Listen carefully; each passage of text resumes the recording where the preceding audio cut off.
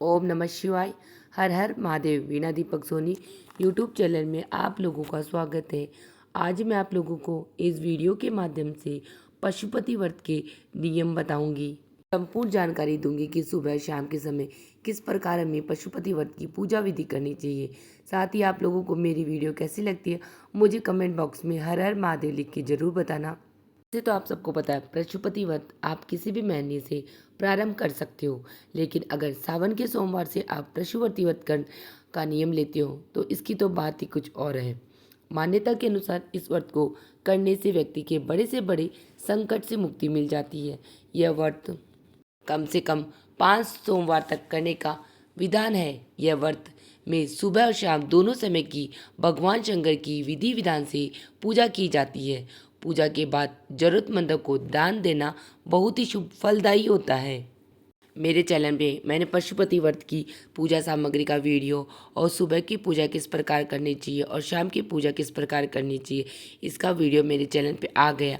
आप वहां से भी पशुपति व्रत की पूजा विधि देख सकते। उसका लिंक मैं डिस्क्रिप्शन में ऐड कर दूंगी। आप वहां से पशुपति व्रत की सुबह शाम की पूजा विधि देख सकते हैं और किस प्रकार हमें पूजा करनी है। पशुपति व्रत जिस सोमवार से आप शुरू करने जा रहे हैं उस दिन स्नान करके स्वच्छ वस्त्र धारण करके 5 सोमवार तक व्रत करने का सर्वप्रथम संकल्प ले।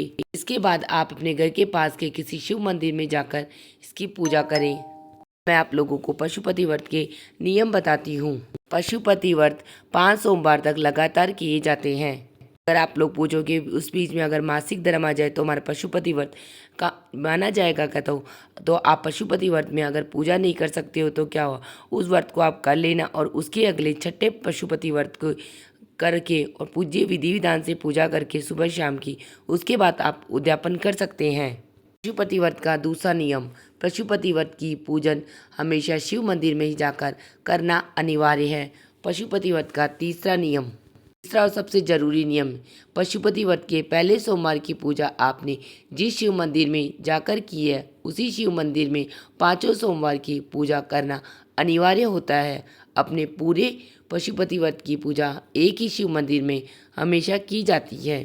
4, पशुपति व्रत के दौरान अगर किसी कारणवश आपको कहीं दूसरी जगह या शहर में जाना पड़ जाए और उसी शिव मंदिर में जाना असंभव हो तो इस व्रत को अगली सोमवार पर आप टाल सकते हैं, परंतु व्रत का पूजन एक ही शिव मंदिर में करना जरूरी होता है। पशुपति व्रत का 5वां नियम, पशुपति व्रत में सुबह और शाम के प्रदोष काल में अर्थात दिन में 2 बार शिवलिंग की पूजा का अभिषेक और पूजा विधि विधान से करना जरूरी होता है। नंबर 6, व्रत के दौरान आप फलाहारी कर सकते हैं। नंबर 6, शाम के पूजन के बाद ही आप सेंधा नमक से बने और सात्विक भोजन को ग्रहण कर सकते हैं। नंबर 7, मंदिर में शिवलिंग का अभिषेक करना बड़ा ही जरूरी होता है। नंबर 8, पशुपति व्रत जिस सोमवार से शुरू करने जा रहे उस दिन स्नान करके स्वच्छ वस्त्र धारण कर 5 सोमवार तक व्रत करने का संकल्प लिया जाता है। इसके बाद अपने घर के पास के शिव मंदिर में जाएं, साथ ही पूजा की थाली में लेकर जाए जिसमें धूप दीप चंदन लाल चंदन बेलपत्र पुष्प फल जल जरूरी पंचामृत आदि सामान हम लेके जाते हैं। उसके बाद में मंदिर में शिवलिंग का अभिषेक करना बहुत ही जरूरी होता है। इसके बाद जो पूजा की थाली हो उस थाली को घर आके वैसे की वैसी रखनी होती है और शाम के समय उसी थाली के अंदर भगवान के अभिषेक और पूजन का सामान हमें जमाना होता है। नियम नंबर 9, सुबह तैयार की गई पूजा की थाली में मीठा प्रसाद रखकर और 6 दीपक भी हमें और रखने होते हैं। नंबर 10, प्रसाद को बराबर हमें 3 भागों में बांटना है, जिनमें 2 भाग हमें भगवान शिव को अर्पित करने होते हैं और बचा हुआ 1 भाग हमें स्वयं को ग्रहण करना होता है। नंबर 11, इसके बाद आपने जो 6 दिए लिए हैं उनमें से 5 दिए हमें भगवान शिव शंकर के समक्ष प्रज्वलित करने होते हैं। नंबर 12, बचा हुआ दिया अपने घर पर ले जाएं और इस दिए को घर में प्रवेश करने से पहले मुख्य द्वार के दाहिनी ओर हमें जलाना होता है। नंबर 13, फिर घर में प्रवेश करने के बाद भोग का 1 भाग हमें खुद को ग्रहण करें और इस बात का हमें ध्यान रखना पड़ता है कि प्रसाद किसी और को खाने के लिए नहीं देना है, क्योंकि भगवान पशुपति व्रत में भोग का 3 हिस्से किए जाते हैं, जिनमें से 2 हिस्से हम भगवान महादेव को अर्पित करते हैं और बचा हुआ 1 हिस्सा हमें खुद को ग्रहण करना होता है और प्रसाद स्वरूप किसी और अन्य को भी नहीं दे सकते हैं। नंबर 14, इस व्रत में शाम में भोजन ग्रहण किया जाता है। बस इस बात का ध्यान रखें कि इस दिन मीठा भोजन ही हमें ग्रहण करना और सात्विक भोजन ही हम लोग ग्रहण करते हैं। पशुपति व्रत के में सुबह शाम की पूजा मंदिर में जाकर करना बहुत ही अनिवार्य होता है। इस व्रत में शाम की पूजा सबसे मुख्य होती है। ध्यान रखें कि व्रत करने वाले लोगों का दिन में सोना नहीं चाहिए। इस व्रत में फलाहारी कर सकते हैं। यदि आप दोबारा ये व्रत शुरू करना चाहते हो तो एक सोमवार को छोड़कर उससे अगले सोमवार ये व्रत आप फिर से प्रारंभ कर सकते हो। व्रत के दौरान दान पुण्य के अत्यधिक कार्य करें। पशुपति व्रत अगर निष्ठा श्रद्धा भक्ति के साथ करते हो तो आपकी ऐसी कोई मनोकामना नहीं है जो अगर आप पशुपति व्रत करते हो तो न पूरी हो। तो अगर निष्ठा श्रद्धा भक्ति के साथ सुबह शाम की पूजा और नियमों का पालन करते हुए पशुपति व्रत करोगे तो आपकी मनोकामना अवश्य 5 सोमवार तक में ही पूरी हो जाएगी। इसलिए सावन के महीने में जहाँ तक हो सके आप लोग पशुपति व्रत करना जरूर शुरू करना और देखना भगवान महादेव आपकी मन की मनोकामना इच्छा सभी पूर्ण कर देंगे। मैं आपको पशुपति व्रत की पूजा विधि बताती हूँ कि पशुपति व्रत में सुबह की पूजा हमें किस प्रकार करनी चाहिए। आप जिस सोमवार से पशुपति व्रत का अनुष्ठान करना चाहते हो, प्रारंभ करना चाहते हो, उस दिन प्रातःकाल उठकर स्नान करके पश्चात स्वस्थ वस्त्र धारण करें। पशुपति व्रत की पूजा के लिए अपने आसपास के ऐसे किसी एक शिव मंदिर का चयन करें जिसमें आप सोमवार को 5 सोमवार तक पूजन कर सके। शिव मंदिर जाने के पहले अपनी पूजन की थाली तैयार करें। पशुपति व्रत की पूजा की सामग्री का वीडियो मेरे चैनल पे पहले ही आ चुका है, वहाँ से सामग्री देख लेना कि क्या क्या सामग्री हमें चाहिएगी। पशुपति व्रत में पूजा की थाली शाम के पूजन के लिए अलग से तैयार नहीं की जाती है। अतः ये ध्यान रखें कि सुबह की जो भी पूजन सामग्री आपने थाल में रखी है वह थोड़ा ज़्यादा मात्रा में रखें ताकि शाम की पूजन में भी उसका उपयोग हो सके। पशुपति व्रत का यही नियम होता है कि सुबह की थाल में ही हमें शाम को पूजा करनी होता है। सिर्फ हम थाली के अंदर भोग और भगवान के दीपक ही रखेंगे।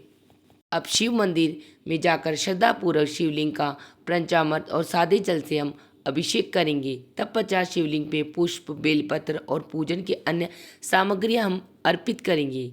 फिर शिवालय में ओम नमः शिवाय, शिव शिवाय नमस्तुभ्यं का जाप करते हुए भगवान भोलेनाथ को धूप दिखाएंगे और भगवान भोलेनाथ की, गणेश जी की, सभी की आरती करेंगे। उसके बाद में हम मंदिर जाकर पुनः आएंगे तो वह पूजा का थाल इस पर ऐसे का ऐसे हम मंदिर में रख देंगे। फिर शाम के समय पशुपति व्रत की पूजा किस प्रकार करेंगे उसकी भी मैं आपको बारे में बताती हूँ। पशुपति व्रत की दिन की दूसरी पूजा शाम प्रदोष काल में करने का नियम है। शाम की पूजा में यह ध्यान रखना जरूरी होता है कि पूजन की थाल और सामग्री सुबह की वाली ही हो। हम दोबारा थाली को नहीं सजाते हैं। सुबह पूजन के बाद जो सामग्री बची है उसी से शिव जी के पूजन का अभिषेक करेंगे। शाम के लिए केवल थाल में हम 1 लोटा जल, 6 घी के दिए तथा भोग लगाने के लिए कोई भी मीठा प्रसाद जैसे कि हलवा, चावल, साबूदाने की खीर, मालपुआ, लड्डू या बर्फी जो भी आपको पसंद हो वही भोग आप बना सकते हो।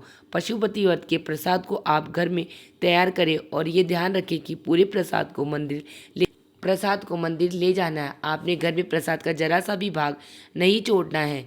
प्रसाद के साथ 3 आप कटोरियाँ लेके जाइए। प्रसाद को घर से ही 3 भागों में इससे करके लेके जाए। अब शिव मंदिर में आकर सर्वप्रथम शिवलिंग पे जल अभिषेक और पंचामृत अभिषेक कर दें। अगर मंदिर में शाम के समय जल अभिषेक करने की मनाही हो तो आप फूल, बेलपत्र यह सभी अर्पित करके छींटे मार के भी भगवान की पूजा कर सकते हैं। तब पश्चात शिव जी का शेष बचे हुए सामग्रियों से हम श्रृंगार करेंगे। थाल में लगाए गए 6 दिए कि वो शिवलिंग के सामने रखकर अब अपनी मनोकामना बांधकर भगवान भोलेनाथ से प्रार्थना करेंगे कि भगवान भोलेनाथ मेरी मन की इच्छा पूरी करो। उसके बाद में वहाँ पे 5 दिए हम प्रज्वलित कर देंगे और 6ठा दिया हम हमारी थाली में वापस रख लेंगे।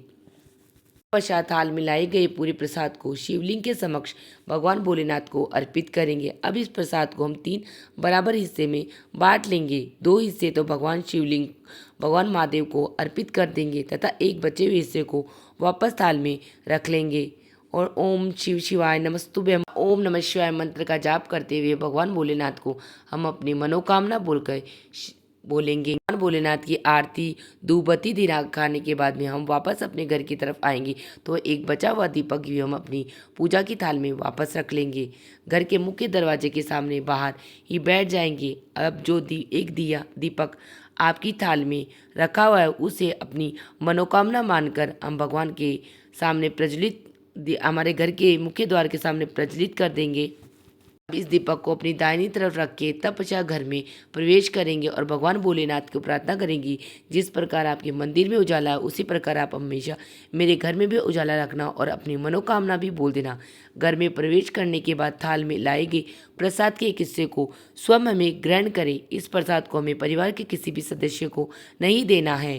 प्रसाद को ग्रहण करने के बाद ही हम भोजन करते हैं। इस तरह पूजन के करने के बाद आपको पशुपति व्रत की पहली सोमवार का व्रत पूरा, ठीक इसी तरह आपको 4 सोमवार तक भगवान भोलेनाथ का पशुपति व्रत का पूजा विधि करनी है। 5वें सोमवार को सुबह की पूजा तो वैसे ही होगी, परंतु शाम की पूजा में थोड़ी सी अलग होगी, क्योंकि पशुपति व्रत के 5वें सोमवार की पूजा में उद्यापन की पूजा होती है।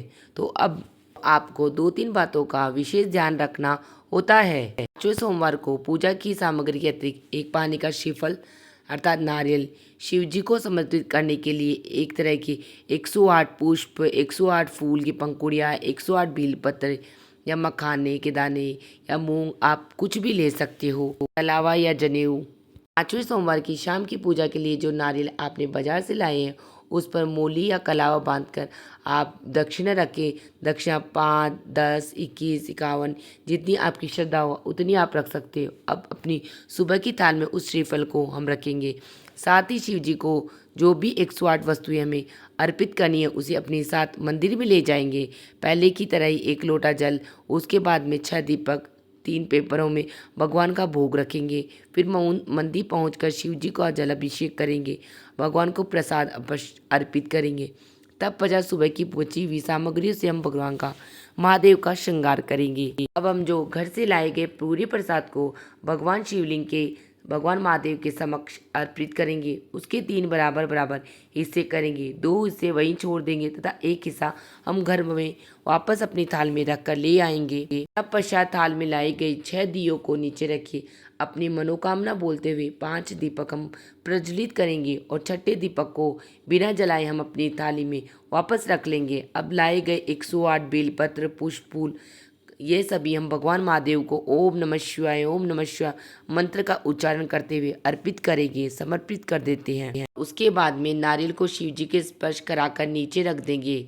ध्यान रहे कि नारियल को शिवलिंग की जलधारी पर नहीं रखना, भगवान शिवलिंग के जलधारी के विपरीत रखना है। नारियल चढ़ाते समय उसके ऊपर 11, 21, 51, 101 जितनी आपकी श्रद्धा उतनी दक्षिणा जरूर रखें। शिव जी को नमन करके अपने घर की ओर लौट आएं। घर में मुख्य दरवाजों के सामने बैठकर मनोकामना बोलते हुए थाल में बचे हुए 1 दीपक को जलाएं तथा उसे अपनी दाहिनी तरफ रख दे और घर में प्रवेश करें। प्रवेश करने के बाद भोजन करने के लिए सबसे पहले उस प्रसाद को ग्रहण करना चाहिए। इस तरह आपको पशुपति व्रत का उद्यापन करना है।